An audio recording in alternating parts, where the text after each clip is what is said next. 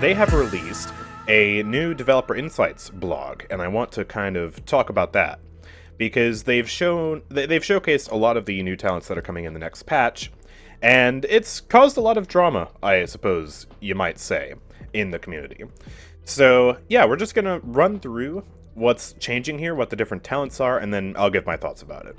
So up first, Azaan's Persistence talent is getting reworked. Apparently they say he's consistently in the bottom 2 of Frontline, so apparently he's doing pretty bad, which, I don't know, it's kind of surprising to me, because I thought he was good, but okay. And yeah, Persistence, obviously it's a terrible talent, and it needs a rework, but I don't know, this rework is weird. It makes it so that after you take 2,500 damage, you cleanse all crowd control from yourself, and heal for 800 over 2.5 seconds. So, as the enemies deal damage to you, you will heal, and you'll have a chance to cleanse crowd control. And it works kind of in a similar way to Ray's card that gives her a cooldown reset on her chain heal whenever she takes 2,000 damage. I don't know, this feels like it'll be really inconsistent, because, yeah, it relies on the enemies dealing damage to you. So you don't get to time when you get the crowd control cleanse, and that means it's not really skill-based. It's kind of like it's trying to be Artful Dodger, but Artful Dodger actually has like a skill-based fast reflexes, like, gotta press this button, boom, time it properly aspect to it that this just doesn't have. The only time I can see this being consistent is if you get hit by something like Damba's Fear or Inara's Stun, and the enemies deal 2,500 damage to you while you're stunned, and then you wake up from the stun a little bit earlier. But at that point, why not just buy Unbound? So, I don't know. It seems like they're replacing a bad talent with another bad talent. That's my first impression of this. And I've already offered a few good talent suggestions, at least I think they're good talent suggestions. For example, Scorch Azaan. For each person hit by Reckoning, your Reckoning deals more damage. So if you have like 2 people in the Reckoning, it'll do, I don't know, 10% more damage, and then 20%, and then 30%, and then 40%, depending on how many people are stuck in it. Maybe increase the knock-up strength of it too, I don't know. You could do something interesting like that. This just, I don't know. This doesn't seem like it's it to me, Chief. Next, we have Caspian. It's Got Some Heft. This is another weird one, in my opinion. They're replacing It's Got Some Heft. Apparently, it has a terrible pick rate, being a single digit, and so they want to change it. Enemies hit from behind by Love and War take an additional 75 damage and lose 2% ultimate charge. I don't know why they say ultimate energy. It's ultimate charge. But, yeah, so they're replacing the old It's Got Some Heft, which admittedly wasn't great. Partly because they nerfed it to remove the increased range that it had. Why did they do that? I don't know. But this is scary because draining ultimate charge is not something we've had in Paladins, and that could be a potentially brutal new mechanic for the game. But at the same time, you have to hit the enemies from behind. And people generally tend to pay attention. So they're gonna get slashed like once from Caspian, then turn around and be like, oh, okay, and then you're not going to get any benefit out of this talent at all. Because if you're hitting from the front, this provides you nothing. This is base kit Caspian. So, this is weird. This is a really weird talent. I think you're still probably going to see people play Measured Cadence over this. But the idea of draining ultimate charge also seems like a dangerous mechanic to me, and I kind of hope they don't expand on it more. Next we have Grover. This one's finally one that I guess is okay. They're replacing Rampant Blooming, and I think that's good because Rampant Blooming has caused problems for him with his base Blossom, where consistently the base Blossom has been brought down in its power to make up for the fact that he had a second healing ability with Rampant Blooming. So this is going to make it so he only has one healing ability again, and that means they can feel free to buff the base Blossom back up, which also affects his other talents, making Ferocity and Deep Roots better, hopefully. And this talent appears to be a sort of support talent instead of a healing talent. So Grover, I think, will be the first support in the game to not have a healing talent. I guess that's not technically true, because, like, Io doesn't technically have a healing talent, but he'll be joining the roster of the limited champions that don't have a healing talent. Blossom's passive Vora now also provides 10% movement speed and crowd control duration reduction. So you get CC reduction and movement speed just for existing near Grover, and that movement speed will be pretty nifty, because he'll be able to rush his team in. Now, 10% seems a little low, but considering how persistent it'll be, it's probably for the best that it's 10%. I don't know, we'll just have to see how it feels. But I imagine they'll probably just buff the base Blossom back to something reasonable, and then you'll just see people play Ferocity or Deep Roots instead, and I'm fine with that personally. Next, there's Kinessa. So they heard about how people do not like the mine-based playstyle for Kinessa. They didn't like Oppression, they didn't like Octopressor, and so now we have Crystalline Battery, which is not a mine talent, except it actually is a mine talent. So your Oppressor mines now target yourself, supercharging your carbine mode. Firing while supercharged increases your rate of fire and damage by 15%. So we don't have the mines attacking the enemies now. That annoyance is gone, I guess. And it's now a carbine talent, but with extra steps. What I don't get is, why not just make it a carbine talent through and through? Why not just give her these buffs, period? Like, other talents do that. If Drogo's can have Fusillade be a permanent damage buff, why can't Kinessa have a permanent damage buff on her carbine, which isn't even her main, like, form of dealing damage normally? And, yeah, why go through the extra step of having the mines in the first place? Plus, by making it so they target yourself, you will no longer be able to target the enemies, losing out on the free damage and the slow. So, it does also come at a cost, and that also will kind of make it a little bit jankier and less fun to use than just giving the buffs to the carbine directly, in my opinion. Next, there's Koga. So, they've done another good thing, which is put Adrenaline Junkie into base kit so we can finally start to figure out how to balance this character properly and not make him so dependent on one talent. However, I've seen a bit of a storm. I've seen a bit of a storm in the responses to this whole blog post about this talent right here being ridiculously strong. Bullet Time. Supercharge your reflexes after using Shadow Step, increasing your fire rate, reload speed, and movement speed by 30% for 4 seconds! That's insane! I mean, we want to talk about strong talents. This is probably the strongest talent in the entire freaking document. Shadow Step obviously has insane uptime. Adrenaline Junkie is in base kit now. Or at least a bit of Adrenaline Junkie, according to the patch notes here. So, yeah, you're basically permanently going to have 30% faster fire rate, 30% faster reload speed, which means you only need to go up to Deft Hands 2 to get 60%. And your movement speed is also permanently increased by 30%, and you can stack that with Nimble. So,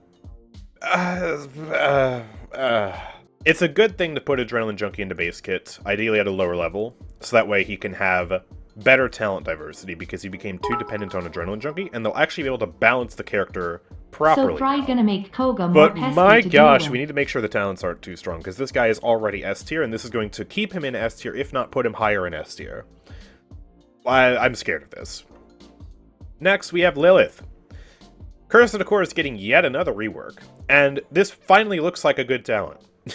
They might have actually done it. They might have created a good talent for Lilith that's actually strong and worth running.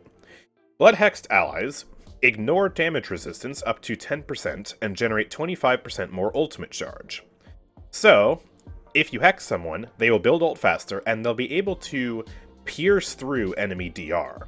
So, if you're going up against Inara with Earthen Guard, Yagharoth in her stationary stance, Makoa with Harden, that's a pretty popular card these days, you'll be able to cut against that damage resistance. And I believe this is the first time that anything has given damage resistance ignoring in this mode, or in this game. That's not how you say that. I think this is the first time anything has ignored damage resistance. There we go, just speak English properly. So, yeah, that's cool, I guess. And also Lilith will heal for an extra 250 blood health when a blood hex ally eliminates an enemy, so a little bit extra kill to heal. This will be kind of a niche thing, because if you don't have good ultimates on your team, or the enemies don't have damage reduction, then you're not going to want to run this talent. But if you're against Inara, and you have Khan on your team, put the Hex on Khan, he builds ult faster, he can shoot through her Earthen Guard a little bit. That's pretty good, I guess. So, yay! Cool talent, I guess. Octavia is receiving a lot of changes. and I guess they're putting Hell or High Water into base kit, and then they are going for paratrooper, and that's funny timing. A plane is flying overhead. I don't know if you can hear it on the mic. That was really loud. So, this allows you to hover for 4 seconds and gain 10% increased weapon damage while in commanding leap. So playing more into her, Can someone use the Lilith I guess, talent feature while I'm of playing commanding leap, where you can Snowblow just kind BB? of create a vantage point for yourself in the sky. 10% increased weapon damage on a champion who already does a lot of damage is spooky. But at the same time, when you're in the air, you don't really have cover. So it's a risk-reward thing because you're probably also going to take a lot of damage if the enemies are paying attention. It's alright. Definitely not the most offensive talent in this blog, that's for sure. 7 is getting a new talent. Woohoo! Overcharged is gone. Again, and the laser eye is back. So this is Execute Article 7, unlocks at Mastery Level 777, Decree 77, blah blah blah blah blah. I'm surprised it's not after 0.7 seconds. Your eye blasts onto them, deals 777 damage in a 77 unit radius. Anyone hit as executed if below 77% health after. Ah! But yeah, this is the old laser eye, and you guys remember how bad laser eye was. But this is the new and improved laser eye, because it still deals 1,000 damage in a 20 unit radius after almost a second of locking on. And if you leave them below 25% health after hitting them with the laser, you will execute them. So it'll do, at that point, a lot more than 1,000 damage. Your enemy will be dead. So, I still don't know how good this is going to be. 25% is a low threshold. But at the same time, if you already got a squishy champion to, I don't know, 70% HP, then you do 1,000 damage to them, they might be below 25% health when that's all said and done, and then they might get executed. Or if you use it on a tank who's half health, deal 1,000 damage to them, get them below 25%, the tank goes away too, so maybe it'll be okay. I don't know. It's goofy, but hey, the laser eye at least looked cool. So, you know, nice to see that back, I guess. And then finally, Vora! Vora's getting 2 talents. And Double Tendril, Relentless Presence, is going into base kit. So that's why Double Tendril is getting reworked, because now we have Parasitic Pull. And this talent's goofy. So it does a lot of things, but it also does nothing at the same time. Tendril can now target allies. Hitting allies with your Tendril provides them your Tendril card effects. Hitting enemies with Tendril deals 100 damage over 1.25 seconds. That's tiny. So, yeah, you can target allies with Tendril, that's the first thing, and that's honestly the most interesting part of this, because you can latch to Drogos in the sky, Imani in her Frostfire Glide, or something like that, and steal their movement. So, it'll be niche. Grover actually used to have this, and it was also niche. So, I don't think you'll see too much value out of that, but it is there. Hitting allies with your Tendril provides them your Tendril card effects. She only has 2 cards that can actually affect people here, because 2 of her cards provide cooldown reduction for her own abilities, but the other 2 provide a shield and damage reduction. So, really it's just like, hitting allies with your Tendril provides them 20% damage reduction for 2 seconds. That's basically what that means. And then that's also only if you run the proper build. If you don't run the proper build, then you're not going to apply anything to your allies at all, so you might as well ignore that sentence entirely. And then hitting enemies with your Tendril deals 100 damage over 1.25 seconds. Maybe there's a niche circumstance where you just barely don't deal enough damage with your weapon attacks, and instead of deciding to just shoot your weapon again, you want to Tendril to them instead. Bear in mind, she doesn't have to reload, so it's not like you're going to run into a situation where you run out of ammo and so you need to use an ability to finish someone. Sometimes I run into that with Bomb King and I'll use a Poppy to finish someone. That's different. No, she has infinite ammo. So, I don't know when this is going to be used at all. It's so small. Why is it so small? I don't know. This talent just seems like a nothing burger to me. Even though it's... Well, it's actually not her longest talent description now, but it's still... I don't know. It's just weird. And then Eclipsed Affection. Reduce Obliteration's cooldown by 2 seconds passively, and by 50% after earning an elimination. When used at max darkness stacks, apply an additional 20% slow to targets. So that slow probably won't mean too much, but the fact that you are able to reduce the cooldown of Obliterate passively, and then also after earning elimination means she'll get a lot more uptime on her survivability, and can actually afford to use Obliterate as a finishing tool a lot more consistently now. It's kind of similar to Rogue's Gambit, except it's not full reset after earning an elimination, and I'm guessing that's because of the immunity that she gets from it. So, this one at least does something, and yeah, it might actually be pretty strong. We'll see. Yeah, this talent is twice as good as Tiberius' talent, if not more. 50% cooldown reduction instead of 25%, and you can do it any time throughout the match. Doesn't have to be during the limited window of an ability, and it also gets 2 seconds off the cooldown period, and applies an additional slow. Sign me up! Oh my gosh. When are they buffing Tiberius' talent? Jeez. So, yeah, a lot of talent previews here in this blog post. These aren't full patch notes, obviously. This is a blog talking about the design choices that they're making.